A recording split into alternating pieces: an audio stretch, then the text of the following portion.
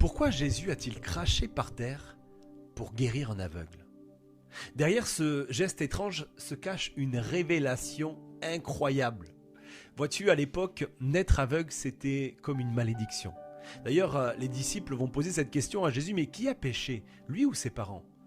Vois-tu, dans la tradition juive, un enfant qui a été atteint d'un handicap pouvait être rejeté par ses parents dès ses 13 ans. Et quand on croisait un homme comme lui, on crachait par terre pour signifier qu'il était maudit. Imagine un seul instant, toute sa vie, cet homme avait grandi avec le rejet, l'humiliation, avec l'idée qu'il était indigne de Dieu. Toute sa vie, on lui a craché devant pour manifester qu'il était maudit. Mais Jésus, lui, va faire un geste qui va changer tout. Il crache par terre lui aussi, mais pas pour le maudire, mais pour transformer le symbole de la malédiction en instrument de guérison. Il prend le crachat, mélange avec la poussière et recrée de nouveaux yeux.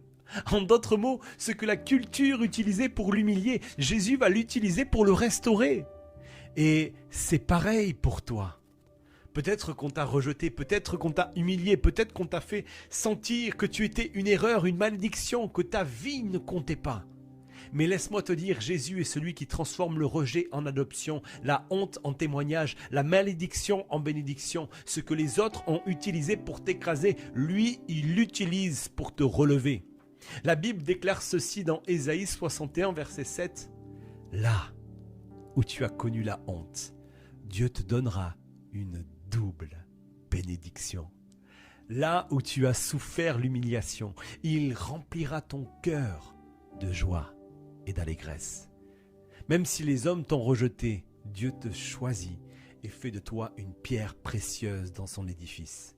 Ce que le monde appelle malédiction, Jésus l'appelle guérison. Ce que les autres utilisent pour te rabaisser, Jésus l'utilise pour te relever. Ton rejet n'est pas la fin de ton histoire, mais c'est le début de ton témoignage.